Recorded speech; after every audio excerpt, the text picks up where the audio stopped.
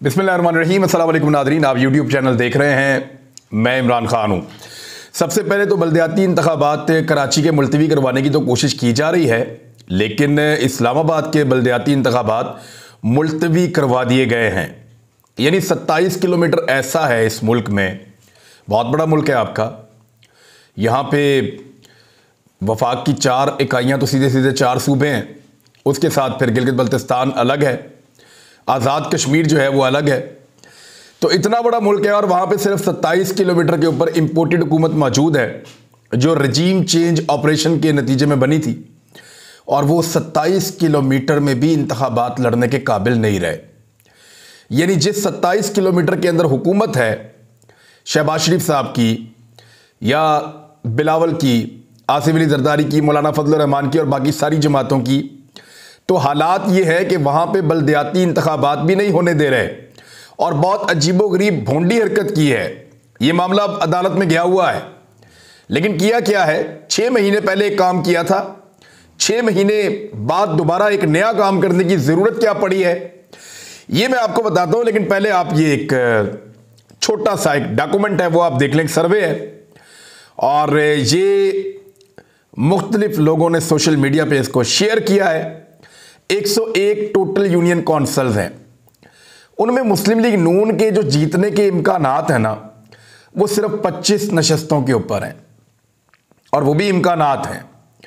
25 नशस्तों के ऊपर जो है वो मेजॉरिटी पार्टी PMLN सिर्फ 25 यूनियन कौंसिल के अंदर 101 में से। पाकिस्तान पीपल्स पार्टी सिर्फ 2 नशस्तों के ऊपर इंतखाबात जीत सकती है इस्लामाबाद में, 2 यूसीज के अंदर। आज़ाद जो है वो सिर्फ 6 जीत सकते हैं। तो इन सबको अगर आप मिला दें तो ये 32-33 बनते हैं, इससे ज़्यादा ये सीटें यहां से नहीं जीत सकते। 63 नशस्तों के ऊपर पाकिस्तान तहरीक इंसाफ सबसे आगे चल रही है, यानी लगभग 2/3 मेजॉरिटी इस्लामाबाद की पाकिस्तान तहरीक इंसाफ होल्ड कर रही है। और ये जो असेसमेंट जारी की गई है, ये जो पॉपुलैरिटी है उसकी बुनियाद के ऊपर जारी की गई है, आज़ाद उम्मीदवारों की राय लेते हुए। और PTI के 3 तो MNAs हैं, इस्लामाबाद में 3 MNAs हैं, तीनों का ताल्लुक पाकिस्तान तहरीक इंसाफ से है। मुस्तफ़ा नवाज खोकर क्या कह रहे हैं कि वफाकी हुकूमत ने एड़ी चोटी का जोर लगाकर इस्लामाबाद में आखिरकार बल्दियाती इलेक्शन मुलतवी और शहरियों को उनके हक से महरूम कर ही दिया। ये जमहूरियत का राग अलापने वाली जमातों का हाल है जो अवाम को उनकी दहलीज पर मसाइल का हल और बाइख्तियार बनाने में सिरे से कोई दिलचस्पी ही नहीं रखती। यानी भाग रहे हैं इलेक्शन से, जहां तक हो सके दौड़ो, बस इलेक्शन से भागो वरना इमरान खान पीछे आएगा। और एग्जैक्टली यही इनके साथ हो रहा है। 31 दिसंबर को इंतखाबात थे इस्लामाबाद में।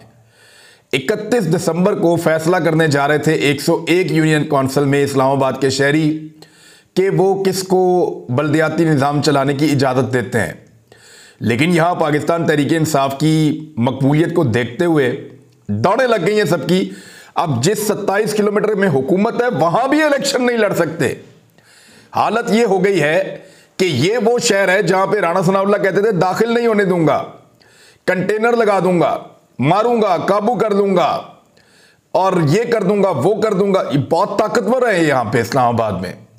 पुलिस इनके पास है, इंतजामिया इनके पास है, और हर चीज को ये कंट्रोल करते हैं सिर्फ एक शहर के अंदर। और उस एक शहर में भी इंतखाबात से भाग रहे हैं, क्योंकि यहां भी इमरान खान साहब 2/3 अक्सरियत ले रहे हैं। चीफ इलेक्शन कमिश्नर की सरबराही में इलेक्शन कमीशन में बल्दियाती इंतखाबात से मुताल्लिक केस की समाअत हुई। वफाकी हुकूमत की जानिब से जो वकील पेश हुए, अशतर औसाफ साहब भी गए वहाँ पे, और अशतर औसाफ ने कहा कि इस्लामाबाद की आबादी में इजाफे के बायस यूसीज की तादाद में इजाफा किया गया है। इससे कबल यूनियन कौंसिल की तादाद 50 से बढ़ाकर 101 की गई थी, और अब यूनियन कौंसिल की तादाद बढ़ाकर 125 की गई। ये नहीं बता रहे कि 50 से बढ़ाकर जब 101 की गई थी तो वो कब की गई थी, वो कब की गई थी, आज से 6 माह पहले। 6 माह पहले 50 यूनियन कौंसिल से बढ़ाकर 101 की गई, यानी दुगनी से थोड़ी सी ज़्यादा। और अब मज़ीद 24 यूनियन कौंसिल बढ़ाई जा रही हैं। ये यूनियन कौंसिल बढ़ाने का या कम करने का मसला नहीं है, मसला यह है कि इलेक्शन से भागें कब तक और किस तरह भागें। यानी अब इतना डिले तो हो जाएगा कि नई यूनियन काउंसिल बनेगी, दोबारा कागजात नामजदगी जमा होंगे, दोबारा उम्मीदवार इलेक्शन लड़ेंगे, सारे के सारे दोबारा अपनी पार्टी से टिकट लेंगे, वापस जाएंगे और जाकर फिर इलेक्शन के अंदर उतरेंगे। तो ये महीने इसमें गुजर जाएंगे। ये दाव लगाने की कोशिश कर रहे हैं।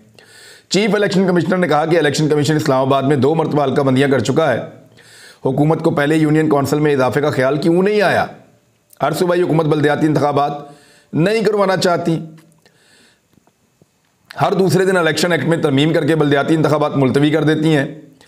अब ये जो बातें कर रहे हैं ना चीफ इलेक्शन कमिश्नर, इसके बाद उनको कहना चाहिए था कि बिल्कुल जी हम इंतखाबात करवा देते हैं। अली नवाज ऐवान जो पाकिस्तान तहरीक इंसाफ की जानिब से गए थे और उनके वकील बाबर ऐवान ने यूनियन काउंसिल्स की तादाद में इजाफे की मुखालफत करते हुए कहा कि यूनियन काउंसिल में इजाफे के बिल की हतमी मंजूरी अभी नहीं हुई। सदर मुमलिकत 1 जनवरी तक बल्दियाती इंतखाबात का कानून वापस भिजवा सकते हैं। वफाकी हुकूमत ने इलेक्शन कमीशन से मुशावरत के बगैर यूनियन काउंसिल्स की तादाद में तब्दीली कर दी है। तो इस तरीके से जो है वो फिर भी इसके बावजूद दलाइल सुनने के बाद इलेक्शन कमीशन ने वफाकी हुकूमत की दरखास्त मंजूर करते हुए इस्लामाबाद में बल्दियाती इंतखाबात मुलतवी कर दिए। अच्छा, इसमें जो है ना एक अजीब चीज़ ये हुई है कि बल्दियाती इलेक्शन में जो केस है उसमें इस्लामाबाद की आबादी 20 करोड़ जाहिर कर देने का इंकशाफ हुआ है। यानी पूरे मुल्क की आबादी जो है वो 22 करोड़ है, इस्लामाबाद की 20 करोड़ है। हुकूमत ऐसी बौखलाई हुई है कि कुछ भी करना चाहती है और ऐसी गलतियों के बावजूद उसको रिलीफ मिलता है और उसको मौका मिलता है। फैसला इलेक्शन कमीशन उनके हक में ही देता है। जो पाकिस्तान तहरीक इंसाफ ने इस्लामाबाद हाई कोर्ट के अंदर केस किया, वहां पे उन्होंने कहा कि अभी 11 दिन पहले हुकूमत ने आबादी में इजाफे का कहकर यूनियन काउंसिल की तादाद 100, 100, 125 करने का फैसला कर लिया। 222 मिलियन के पाकिस्तान की आबादी है तो 205 मिलियन सिर्फ इस्लामाबाद की कैसे हो सकती है? अदालत ने हैरानगी का इजहार करते हुए कहा कि 205 मिलियन सिर्फ इस्लामाबाद की है, यह कैसे हो सकता है? वकील ने कहा कि जो समरी मंजूर कराई गई है उसमें लिखा है कि 205 मिलियन। इसी हुकूमत ने 6 माह पहले आबादी के लिहाज से 101 यूनियन काउंसिल्स कर दी थी और अब 125 कर रहे हैं। एक्चुअली ये इंतखाबात से भाग रहे हैं। असद उमर साहब ने कहा कि इलेक्शन कमीशन ने हुक्मरानों की इस्लामाबाद बल्दियाती इलेक्शन से फरार के लिए मावनत की है। यानी हर जगह कोई ना कोई इनकी मदद करता है, इंतखाबात से फ्रॉड के लिए, इंतखाबात से फरार के लिए, इंतखाबात से भागने के लिए। हर जगह इनकी कोई ना कोई मदद करता है। इलेक्शन कमीशन तो हर जगह करता ही है। इस्लामाबाद में भागने का मौका दिया, कराची में और हैदराबाद में बार बार भागने का मौका दिया, फिर इनको इनकी मर्जी के हल्के चुनकर वहां पे इलेक्शन लड़वाया, वहां पे भी ये हार गए। पंजाब के अंदर इनको भागने का बार बार मौका देते हैं और अब पंजाब और खैबर पख्तूनख्वा की असम्बलियां ही तहरील नहीं होने दे रहे ताकि इनको भागने का मौका दिया जाए। और मुझे तो लगता है कि असम्बलियां तहलील हो भी गई तब भी यह निज़ाम कोशिश करेगा कि इलेक्शन हो ही ना, जब तक इमरान खान साहब के जीतने का इम्कान मौजूद है। उधर PMLN के अंदर एक फड्डा हो गया है, लेकिन उसके ऊपर बाद में बात करते हैं। एक और बड़ी खबर है, तहरीक इंसाफ ने एक फैसला किया है और ये थोड़े दिन पहले मैं अपने प्रोग्राम में बात उठा भी रहा था कि इंसानी हकूक की जो बदतरीन खिलाफ वर्जियां की गई हैं मौजूदा दौरे हुकूमत में, उनके ऊपर वाइट पेपर जरूर जारी किया जाना चाहिए। आलमी सतह पर इस इशू को उठाना चाहिए कि ये जो 13 जमातों की हुकूमत बनी है और एस्टेब्लिशमेंट इनके साथ है, ताकतवर हल्के और इदारे इनके साथ हैं, पाकिस्तान का 95% मीडिया इनसे खुश है, और इन लोगों ने जो पाकिस्तान के अंदर इंसानी हकूक का हाल किया है और जो मईशत का हाल किया है, इसके ऊपर जिम्मेदारी एक ही अपोजिशन पार्टी है, लेकिन एक वाइट पेपर जरूर आना चाहिए। तो फवाद चौधरी साहब ने अब कहा है कि वो सिफारिशात तैयार कर रहे हैं और मईशत को लेकर और इंसानी हकूक की खिलाफ वर्जियों को लेकर एक वाइट पेपर पाकिस्तान तहरीक इंसाफ जल्द जारी करेगी। और उनका 11 जनवरी से बहुत पहले एतमाद का वोट ले लेंगे, जबकि नून लीग के कुछ अरकान राब्ते में हैं जिन्हें एडजस्ट किया जाएगा, यानी वो रिज़ाइन कर देंगे। अगर रन ऑफ इलेक्शन में जाते भी है तो वो रिज़ाइन कर देंगे। और इस तरीके से जो है वो आजम सवाती साहब वाले मामले पे भी इन्होंने बात की फवाद चौधरी साहब ने, लेकिन वाइट पेपर जो है वो अब आने जा रहा है। बुखलाहट ये है इस वक्त PDM की, खासतौर पे PMLN की, कि ख्वाजा आसिफ साहब ने स्टेटमेंट दिया है कि एस्टेब्लिशमेंट, अदलिया और ब्यूरोक्रेसी समेत पूरी अशराफिया मुल्की मसाइल के लिए जिम्मेदार है। ये ख्वाजा आसिफ कह रहे हैं। यानी अकेला अगर कोई जिम्मेदार नहीं है तो वह नवाज शरीफ नहीं है जिसने साजिश की है। अकेला अगर कोई जिम्मेदार नहीं है तो वो शहबाज शरीफ नहीं है जो मासूम है, बिलावल नहीं है जो मासूम है। ये सारे लोग जितने इस वक्त पीडीएम की जमातों के अंदर बैठे हुए हैं, मौलाना फजलुर रहमान से लेकर नीचे तक, ये सारे मासूम हैं। गुनाहगार जो है वो सिर्फ और सिर्फ एस्टेब्लिशमेंट है, अदलिया है, ब्यूरोक्रेसी है और पूरी की पूरी इस मुल्क की इशराफिया है। ये सारे लोग बेगुनाह हैं जिन्होंने ज़बरदस्ती रिजीम चेंज ऑपरेशन करवाया, सबको फंसाया, बाहर मुल्क से मदद ली, बैरूनी और अंदरूनी मददगारों से मिलकर उन्होंने रिजीम चेंज ऑपरेशन किया, अवाम का पट्टा बिठा दिया, अपने सारे केसेस इन्होंने ख़त्म करवाए। और अब ख्वाजा साद रफीक साहब तो ये भी कह चुके हैं कि हुकूमत में रहने की कोई ख्वाहिश बाकी नहीं रही। भाई आपको ज़रूरत ही नहीं है अब हुकूमत में रहने की। NRO 2 आपने लेना था वो आपने ले लिया, ख़जाना आपने खाली करना था वो आपने कर दिया, मुल्क की मईशत आपने तबाह करनी थी, मुकम्मल तौर पर तबाह हो गई, मुल्क डिफ़ॉल्ट के करीब आपने पहुंचाना था, तकरीबन मुल्क डिफ़ॉल्ट हो चुका है। हर वो चीज़ जो पाकिस्तान के साथ बेहतर थी, जिसको लूटा जा सकता था, वो सारी चीज़ें तो आपने ख़त्म कर दी हैं। तो अब इस मुल्क में इक़्तिदार के नाम पे आपको मिलेगा क्या, या इक़्तिदार आपको दे क्या सकता है? लिहाजा इक़्तिदार की ख्वाहिश तो तब होती है जब इक़्तिदार के साथ बहुत सारे फ़ायदे मिल रहे हों। अब तो लोगों की तनख्वाहें काटने की बात आ रही है। इस वक्त ये डिस्कशन हो रही है कि जनवरी के अंदर, फरवरी के अंदर सरकारी मुलाजमीन को तनख्वाहें कैसे देनी है। जो बड़े बड़े इदारे हैं, जिनके बहुत बड़े बड़े नाम हैं, जिन्होंने बहुत बड़े बड़े कारनामे किए हैं, उनके लोगों के लिए बजट में पैसा कैसे निकालना है। यानी सरकारी मुलाजमीन के अलाउंसेस कट करने का, यानी तनख्वाहें बढ़ाने का टाइम है ये। महंगाई आपने दुगनी से ज्यादा कर दिया। 3 गुना महंगाई करने के बाद तनख्वाह 3 गुना होनी चाहिए थी, बजाय 3 गुना महंगाई के बाद तनख्वाह को 3 गुना करने के, तनख्वाह को कम करने की बातें हो रही हैं।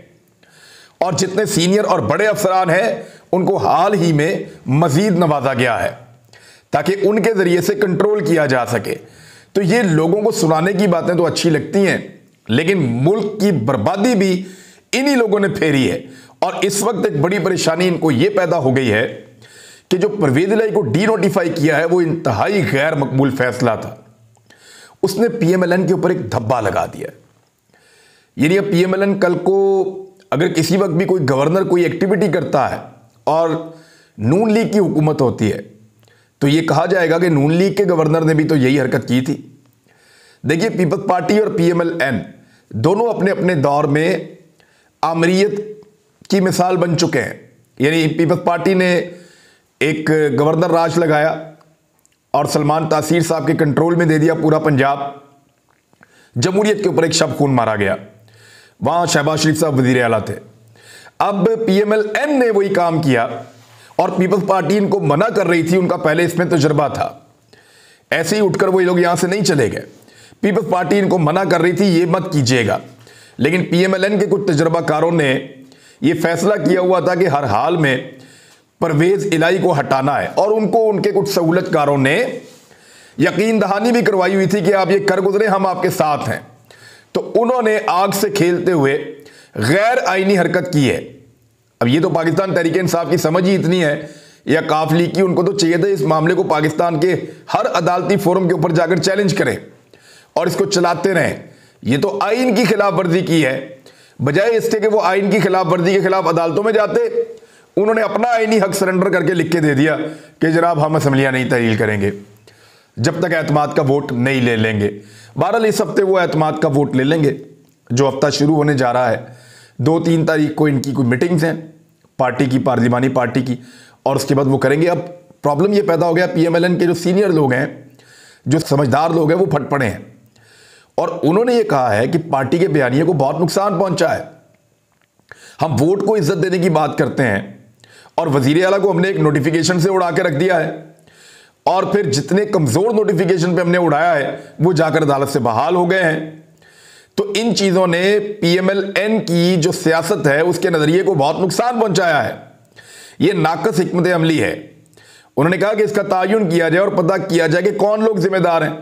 अब वो अता तारड़ जैसे लोगों को, बेचारों को, उनका तजर्बा बहुत कम है, फ्रस्ट्रेशन बहुत ज़्यादा है, वो बहुत तेज़ी से जल्दी जल्दी चीज़ें करना चाहते हैं। तो जब इस तरह के लोगों को आप आगे लेकर जाएंगे तो वो इसी तरह की अजीबोगरीब हरकतें कर देंगे जो तारीख के अंदर आपके लिए बदनामी का बायस बनती हैं। तो अब PMLN के लिए ये एक बड़ा सीरियस इशू बन जाएगा।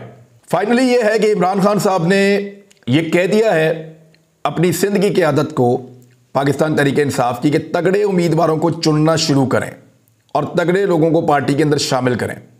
और बड़ी तेज़ी से सिंध के अंदर अहम शख्सियात पाकिस्तान तहरीक इंसाफ में शामिल हो भी रही हैं और आने वाले दिनों में बहुत बड़े पैमाने पर यह शमूलियतें होने जा रही हैं। यह पहली मरतबा हो रहा है कि एक पॉलिटिकल पार्टी एस्टेब्लिशमेंट के अगेंस्ट जाकर भी बहुत बड़ी तादाद में लोगों को अपने अंदर जमा कर रही है। ऐसा इससे पहले कभी नहीं हुआ। यानी एस्टेब्लिशमेंट जिस पॉलिटिकल पार्टी के सर पे हाथ रखती थी ना, सारे लोग उस पॉलिटिकल पार्टी में जाते थे। इस मरतबा ये पहली मरतबा हो रहा है कि एक ऐसी पॉलिटिकल पार्टी जो एंटी एस्टेब्लिशमेंट बयानिए पर जा रही है और वो जो उनसे माजी में गलतियां हुई उनका मुदावा भी कर रही है और उसका इजहार भी कर रही है, उस पार्टी के साथ ज्यादा लोग जुड़ रहे हैं। वजह यह है कि लोग ये जान चुके हैं और इलेक्शन लड़ने वाले भी ये जान चुके हैं, सियासतदानों को भी हर सतह के ऊपर यह अंदाजा हो गया है कि इस मरतबा अवाम एस्टेब्लिशमेंट के साथ नहीं है, अवाम एक पॉलिटिकल पार्टी के साथ है जिसके साथ ज्यादती हुई है और रजीम चेंज ऑपरेशन के नतीजे में मुल्क को तबाह करने में या मुल्क को यहां तक पहुंचाने में एस्टेब्लिशमेंट रिस्पॉन्सिबल है। तो इस वजह से पंजाब में, सिंध में, खैबर पख्तूनख्वा में यहां बहुत बड़े पैमाने पर रिएक्शन मुतवक्के है और ये रिएक्शन जो है ये वोट के साथ है और किसी चीज़ के साथ नहीं है। जबकि बलूचिस्तान के अंदर, क्योंकि आपको पता है वहाँ पे इंतखाबात कैसे होते हैं, लेकिन इसके बावजूद कुछ जगहों के ऊपर बड़े तगड़े इलेक्शन होने जा रहे हैं आम इंतखाबात में। अब तक के लिए इतना ही। मुलाकात होती है अगले व्लॉग में। अपना ख्याल रखिएगा। अल्लाह हाफ़िज़।